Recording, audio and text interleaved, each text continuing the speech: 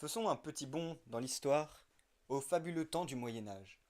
Ces derniers, à cette époque, entre le XIe et XVe siècle, ont découvert moult choses, moult technologies, moult techniques scientifiques. Nous allons donc nous demander en quoi ces avancées scientifiques et techniques ont-elles eu un impact sur le domaine militaire du XIe au XVe siècle, car la guerre était beaucoup présente au Moyen Âge. Nous ferons ce TPE en deux parties. La première se consacrant sur les armes offensives et la deuxième partie sur les batailles et la stratégie défensive. Commençons donc notre TPE sur l'évolution des machines de jet. Alors, les premières machines de jet furent utilisées dès l'Antiquité. Nous allons donc en présenter quelques-unes étant les plus emblématiques. Commençons donc par deux machines romaines étant les ancêtres de celles du Moyen-Âge, puis par trois machines à balancier utilisées dans la même période. Commençons donc par le Scorpion qui était une machine romaine utilisée sur les champs de bataille. Donc elle était utilisée soit en position dans une tour ou bien dans des sièges. C'était l'arme permanente de l'armée romaine, l'ayant beaucoup perfectionnée. La propulsion était fournie par deux ressorts verticaux de fibres. Cette machine servait principalement à lancer de grandes flèches. On réglait le tir en ajustant l'angle de départ de la flèche. On peut dire que c'est l'ancêtre des arbalètes à tour. Passons à la deuxième machine romaine que nous abordons, étant l'onagre. Cette dernière tirait son nom d'un âne sauvage dont la ruade ressemblait à peu près au tir de la machine. Les premières onagres étaient comme celle que nous montre cette image, avec une fronde. Leur évolution a amené une machine que nous connaissons tous. L'onagre servait à projeter des pierres ou des matériaux inflammables que l'on mettait dans la cuillère. Le levier, une fois abaissé et chargé, était violemment ramené en position verticale, grâce à un ressort de faisceau de fibres horizontales et à un grand arc, jusqu'au butoir qui projetait au loin le contenu de la fronde. On réglait le tir en ajoutant ou en retirant des pots sur le butoir, ce qui arrêtait le bras plus ou moins tôt. Les machines avec des ressorts à torsion étaient difficiles à utiliser dans nos régions, à cause de l'humidité qui détendait les ressorts et rendait l'entretien difficile. Passons désormais aux machines médiévales. La bricole était une machine à traction humaine, étant une amélioration de la pierrière, dont la traction de cette dernière était aidée par un contrepoids fixe. Cette machine était notamment utilisée sur les remparts des châteaux à cause de son faible encombrement et de sa facilité d'utilisation. Passons au mangonneau, qui était une machine à contrepoids fixe également. Il n'était pas encore très bien équilibré et il fallait de grands efforts pour rabattre la verge. D'où l'utilisation de grandes roues actionnées par une douzaine d'hommes. L'avantage du trébuchet sur le mangonneau était le contrepoids pivotant qui permettait un tir plus facile. La huche du trébuchet pouvait être remplie de pierres et de terre trouvées sur place, alors qu'il fallait transporter le plomb qui laisse le contrepoids du mangonneau. Passons désormais au couillard. Elle possédait deux contrepoids pivotants, ce qui rendait encore plus facile sa manipulation, divisant par deux la charge à manier.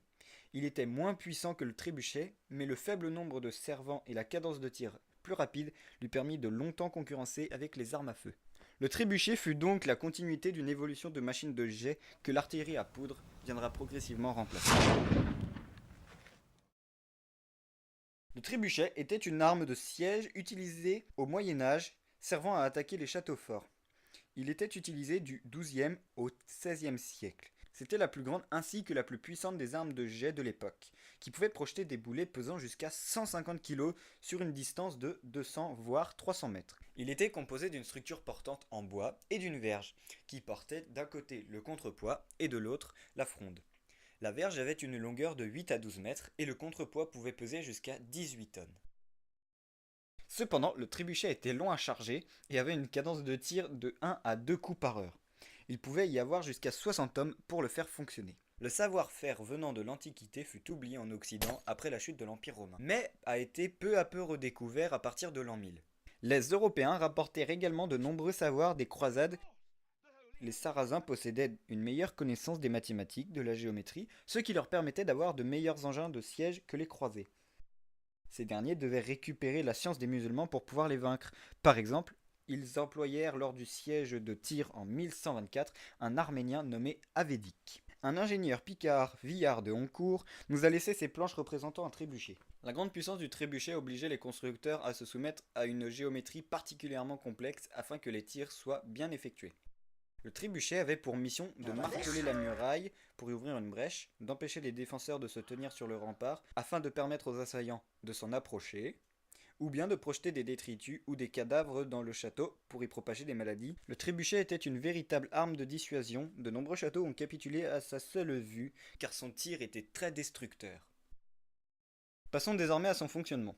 Toutes les reconstitutions modernes sont différentes, cependant elles ont toutes en commun le contrepoids pivotant étant la principale caractéristique du trébuchet. Nous allons donc parler d'une reconstitution d'un trébuchet, faite à partir du carnet de Villard de Honcourt, étant très aboutie.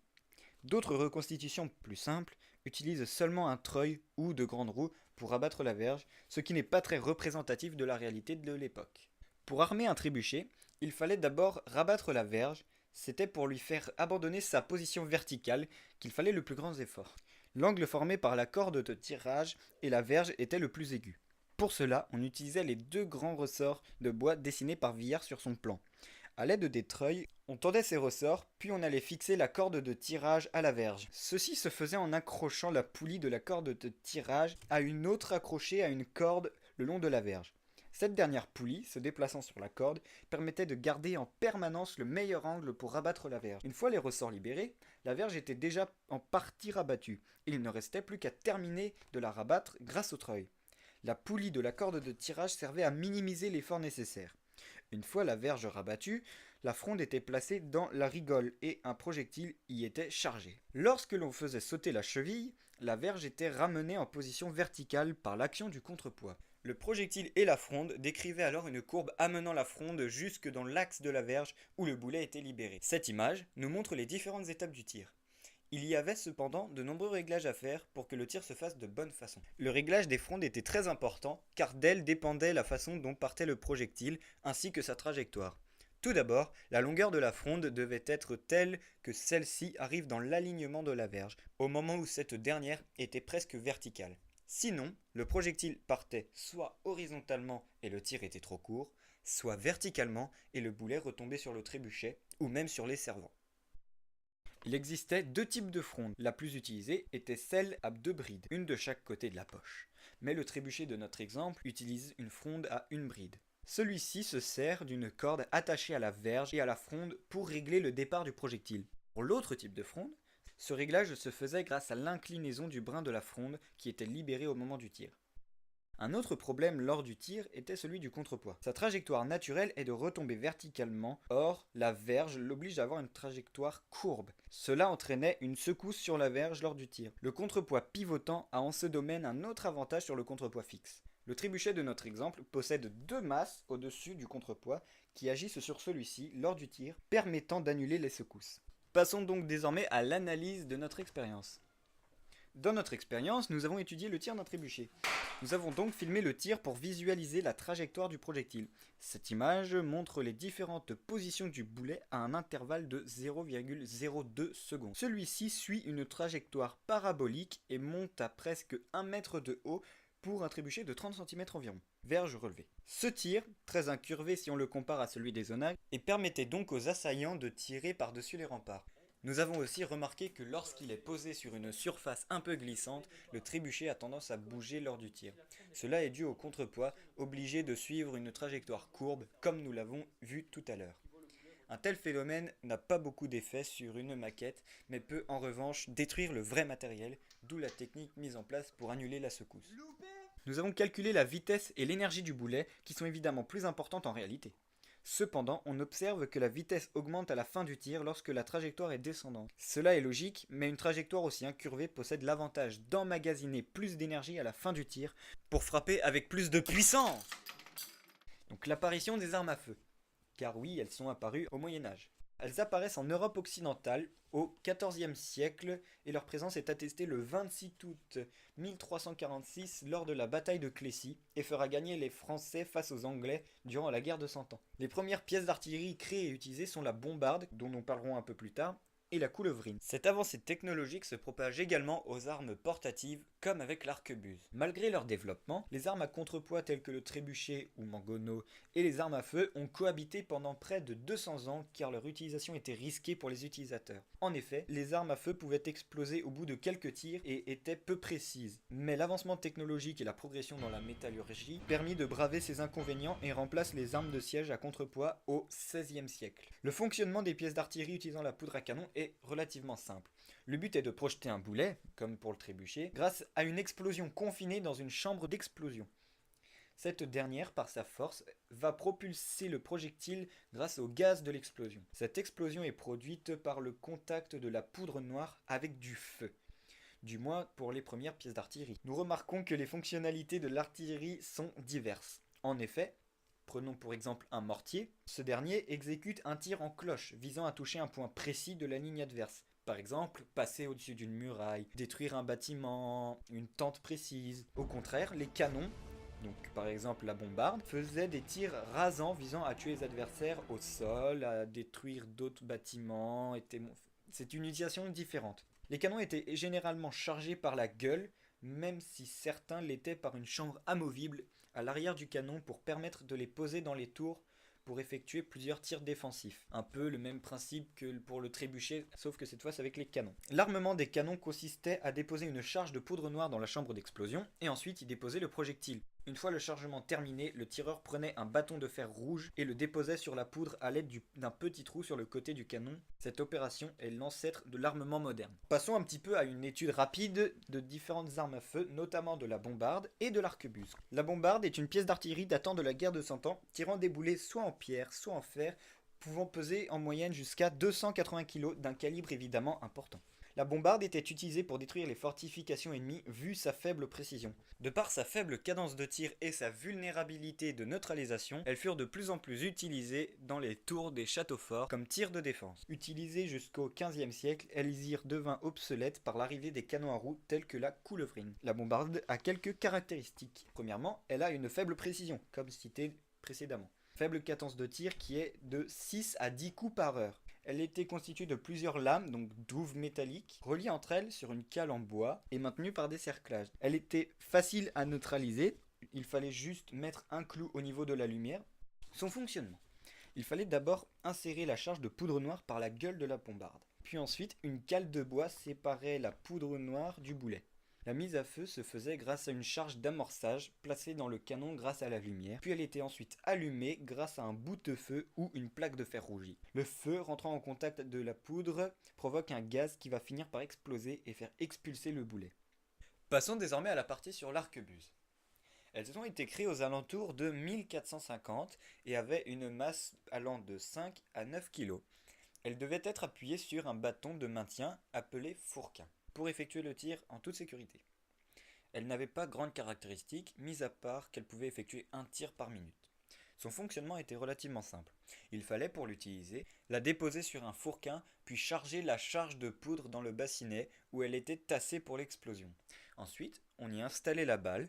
Pour finir, nous allumions une mèche que nous rabattions ensuite sur le bassinet pour ouvrir le feu. Passons désormais à la deuxième partie concernant les châteaux forts. Alors tout d'abord, nous devrions savoir que les châteaux forts sont une évolution des modes féodales. En effet, ces dernières ont été construites pour lutter contre les attaques éclairs vikings, mais existaient déjà à l'Antiquité, donc contre les armées romaines, etc.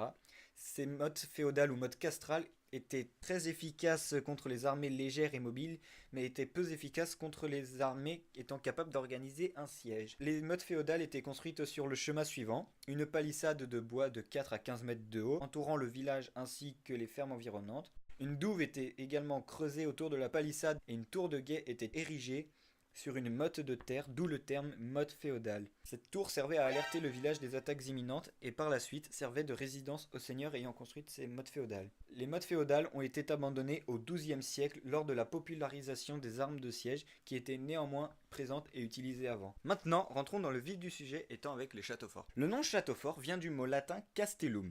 Ils étaient principalement construits par des nobles détenant le droit de ban. Le droit de ban, qu'est-ce que c'est? C'est le droit d'exercer les lois que l'on veut sur ces terres, où ces derniers y vivaient. Il se distingue d'un palais qui n'était pas fortifié, ou de villes fortifiées, où là c'était complètement la ville qui était fortifiée, ou bien de citadelles qui étaient beaucoup plus imposantes. Ces châteaux forts étaient également utilisés comme centre administratif et symbolisaient le pouvoir des nobles et des seigneurs. Ces derniers ont commencé à se populariser courant XIe siècle pour faire face aux attaques et aux invasions vikings ainsi que celles des Sarrasins. Les historiens considèrent à peu près que l'apogée des châteaux forts se situerait au XIIe siècle, lorsque le pouvoir du roi et des nobles était moins marqué par la féodalité. Un château fort est composé de plusieurs parties. Tout d'abord, les murailles ou courtines pouvaient atteindre une épaisseur de 5 mètres. Elles étaient généralement fabriquées en pierre. Leurs bases pouvaient être enfoncées dans le sol pour renforcer leur solidité face aux tirs d'engins de siège. Ensuite, il y a les tours, qui étaient plutôt construites en rond, donc en arrondi, pour faciliter la défense, car elles résistaient mieux aux tirs de trébuchet et ne laissaient pas d'angle mort pour les archers. Elles étaient percées par des meurtrières pour permettre justement les tirs d'archerie et d'arbalétrerie. Il y avait un donjon, qui était la résidence du seigneur ou noble à qui appartenait le château où on avait la charge. Les douves, pour certains, pour ralentir la progression de l'ennemi et son entrée dans le château. Malheureusement, toute chose a une fin. La fin des châteaux forts démarre vers le XVe siècle par la popularisation des boulets en fer étant plus destructeurs que ceux en pierre, mais aussi grâce à l'amélioration des pièces d'artillerie donnant naissance aux canons et mortiers utilisant la poudre à canon. Cependant, la construction des châteaux forts persiste et les techniques de construction sont adaptées en rajoutant des armatures en bois à l'intérieur des murailles pour renforcer la solidité des remparts. C'est le principe du béton armé moderne. Malheureusement, ces améliorations ne sont pas assez efficaces et la construction des châteaux à but défensif est abandonnée. Cependant, la construction se perpétue jusqu'au XIXe siècle, même si ces châteaux étaient seulement décoratifs. Passons à l'étude de la guerre de Cent Ans. Elle a opposé deux grands royaumes d'Europe, la France, avec Philippe VI de Valois, et l'Angleterre, avec Édouard III. La guerre a commencé pour deux raisons. Philippe avait repris la Guyenne, et Édouard voulait s'autoproclamer roi de France. La première bataille a eu lieu en 1340 à l'estuaire de Zouin. Ce fut une grande défaite française car nos bateaux étaient ancrés au même endroit, alors que ceux des Anglais étaient mobiles. Il y a eu une période de paix, car les deux nations n'avaient plus assez d'argent pour pouvoir faire la guerre. Cette période a duré jusqu'à la mort de Jean III de Bretagne. Les territoires ont été divisés, puis la paix était revenue, mais seulement de courte durée. En 1346, les Anglais exécutent une chevauchée et éventuellement rencontrent la plus grande armée française à Crécy, où ils en sortiront victorieux. Cette victoire a surpris tout le monde, car cela leur a permis de capturer Calais. Ce fut très important pour les Anglais, car ça leur a permis de réduire le prix de la guerre. La paix noire arriva et Philippe VI mourut. Les deux côtés cherchaient la paix, mais Édouard III voulait toujours s'autoproclamer roi de France. Le prince noir prit Jean II le Bon à Poitiers. L'armée française était encore plus grande que l'armée anglaise, mais ne sortit point victorieuse. Cela marque le début d'une guerre civile. Les territoires ont été donnés aux Anglais pour diminuer la rançon pour Jean II le Bon, mais ce dernier mourut. En 1369, Charles V voulut que le prince noir vienne à Paris, ce qui a été refusé. Les Français ont eu beaucoup de victoires, car le prince noir et Édouard moururent. Richard II est nommé roi d'Angleterre à l'âge de 10 ans. 3 ans plus tard, Charles V mourut et Charles VI devint roi quand il avait 11 ans. Deux enfants dirigeants, deux pays dans l'inexpérience de la guerre. En 1413, Henri IV, qui avait pris le trône ultérieurement, mourut et mit Henri V au pouvoir. Ce dernier prit Harfleur et voulut prendre Calais, mais là encore, l'armée française était plus nombreuse pour défendre Azincourt. L'histoire nous montrera que les Anglais en sortiront victorieux. Nous étudierons cette bataille plus en détail après. Quand le roi d'Angleterre revint, il avait pour objectif de devenir également celui de France. Le duc de Bourgogne fut assassiné par les Français. Son fils, Philippe, voulut qu'Henri réussisse pour se venger de cet assassinat. En 1420, Henri prit encore plus de la moitié du territoire français, mais certaines régions n'ont point accepté. Il mourut en France 2 ans plus tard, 2 mois avant Charles VI. 1428 voit la capture d'Orléans par les Anglais, mais Jeanne d'Arc la reprit et ces derniers y perdit beaucoup. Plusieurs nobles ont donc arrêté de supporter les Anglais et Charles VII fut sacré roi de France à Reims. Les Anglais ont capturé et brûlé Jeanne d'Arc en 1430. 5 ans plus tard, le pape a essayé d'arrêter cette guerre, mais ça n'a point marché. Philippe rejoint Charles VII et les Français reprirent beaucoup de terrain. La guerre se termina par la victoire des Français grâce aux armes à feu. La guerre de Cent Ans a été une période de plusieurs guerres et nous montre l'évolution des stratégies de combat. C'est à cause de ces guerres que les deux pays seront en rivalité. Les rois anglais se nommeront rois de France jusqu'au XIXe siècle. C'est la naissance du sentiment national qui est largement important pour le futur de ces deux pays. Passons maintenant un peu plus en détail sur la bataille d'Azincourt.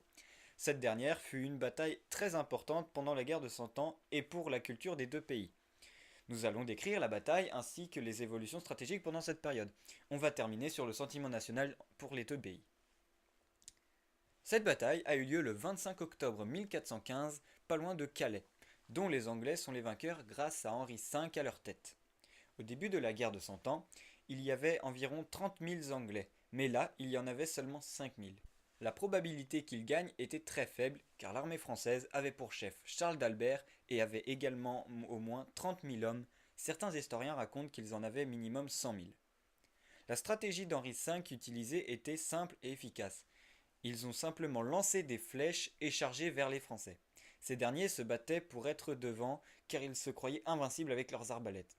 Mais les arcs anglais tiraient plus vite et avaient une plus grande portée. Effectivement, les arbalètes françaises étaient lourdes, grosses et difficiles à manier. Il fallait utiliser une manivelle pour charger l'arbalète, ce qui prenait du temps. Cependant, elles avaient une grosse puissance et une bonne force de frappe. Dès que les Anglais allaient pas tarder à gagner, la troisième ligne française a fui. Certains soldats ont utilisé leur meilleure connaissance du terrain pour contourner les Anglais, mais ont cependant été capturés contre eux-mêmes. Charles d'Albert a sous-estimé les Anglais, mais leur simple et courageuse stratégie a détruit l'armée française. Le sentiment national était remis en cause et les Anglais se croient supérieurs. 8000 Français sont morts durant cette bataille et les Anglais avaient libre accès à Calais pour de futures attaques. Le roi Charles est devenu fou et certains Français n'aiment pas parler de ça, toujours aujourd'hui. En résumé, on peut observer une coévolution entre les techniques offensives et défensives au Moyen-Âge, et donc une amélioration de la stratégie militaire afin qu'elle soit plus efficace. Les fortifications devenaient de plus en plus solides et résistantes face aux tirs des armes de siège et artillerie, tandis que les armes étaient de plus en plus destructrices. Quant à l'organisation des batailles, elles passèrent d'une suite d'attaques de châteaux forts à de grandes batailles entre plusieurs armées nationales, notamment lors de la guerre de Cent Ans, donnant naissance au sentiment national. Les avancées scientifiques et techniques ont donc permis d'améliorer la stratégie militaire et les armes au Moyen-Âge.